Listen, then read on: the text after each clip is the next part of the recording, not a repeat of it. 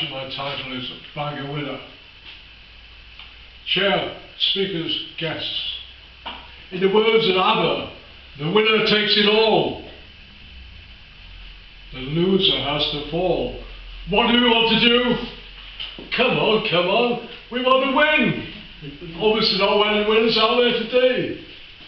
But they say you can't win unless you learn to lose.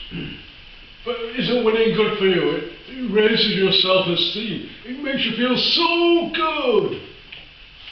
You may accept that maybe you're never going to be a millionaire, but you do enjoy a win, whatever sort it is. But winning, it involves a risk, doesn't it? You can't invest or gamble without a risk.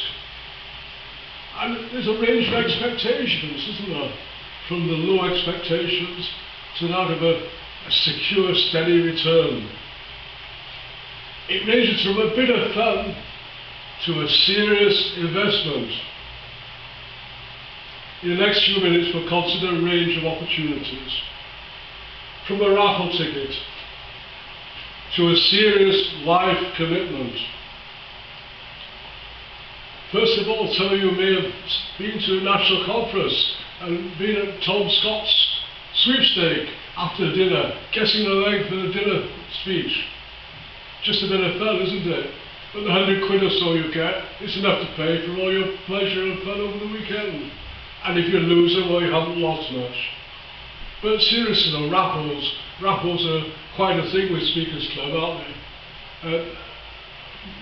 We had the President's Dinner in Cardiff, we used to have it at the County Club in Westgate Street, and a curious observer outside saw people trooping out with a bottle of wine under their arm. And he said, "What's going on here?" And of course what happens is everybody takes a bottle of wine to the raffle, and everybody wins with the redraw. So everybody goes home happy, you're a winner. But more seriously, you maybe want to take a flutter on the horses. You know, Grand National Day, you back a horse. It's so easy these days, isn't it? You don't have to go down to the local betting shop even, you can go online. But who are the real winners? The owners, the shareholders, they're the people that make the millions, not the average punter. But if you do go to the race course down to Chepstow here, it's a great day out, isn't it? It's a great bit of fun, a bit of an experience. The bookies are shouting their odds. 33 to 1, 12 to 4, 7 to 4 on.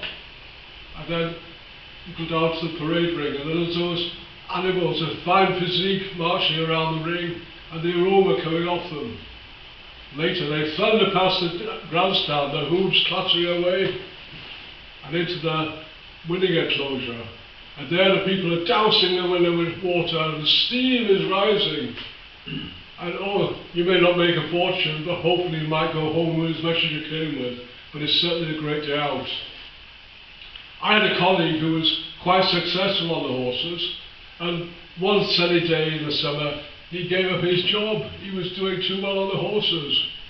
Sadly, 12 months later, on a gloomy November day, he came back in again and said, "Please, can I have my job back?" Because he had learned that the odds are in the favour of the bookies in the long run. They are the winners.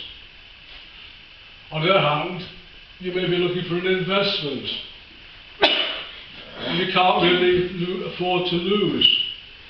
But how long do you want to wait for a return?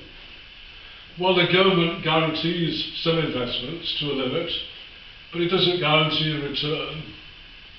But your money's probably safe, apart from inflation. I'm not sure if you heard of Ernie. You know the fastest milk crate in the West. No, not that Ernie. The electronic random number indicator equipment. Harold Wilson used to extol on the pound in your pocket always being a pound. Back in the 1960s, I bought a premium bond. My father bought a premium bond for a pound, a whole pound.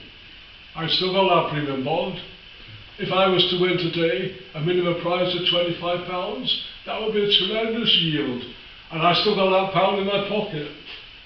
They do say that if you've got the maximum holding of 50,000, then you're almost guaranteed to win every month. And of course it's tax-free. So all that happens is your money goes down with inflation. But it's a good interest rate in some ways because of the fact that it's tax-free. Do you remember Margaret Thatcher? She introduced the idea of privatisation.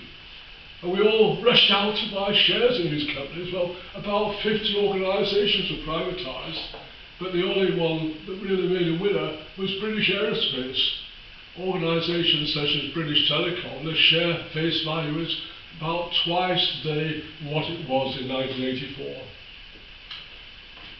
So perhaps it's safer to think about saving with a financial institution.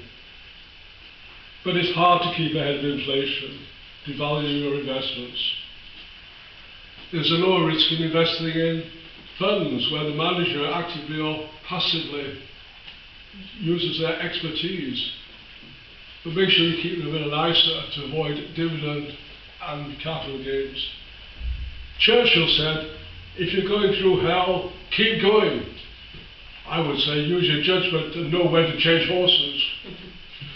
And don't necessarily rely on advisors, because they'll advise at your expense. Appreciate that you'll always have losers, and be aware of the 80-20 Pareto rule. The principle that 20% of your estimates are probably responsible for 80% of the growth of profit. Hence you need to allocate 80% to those safe investments and 20% to the higher risk where you may have extreme growth, and reduce the threat of anxiety by focusing on a few critical things rather than the whole picture. Maybe you'll never get rich quick, but there are other aspects to winning that are equally rewarding. For winning depends very much on how you react to fate. So why not take a chance today and buy a raffle ticket? You may back a winner.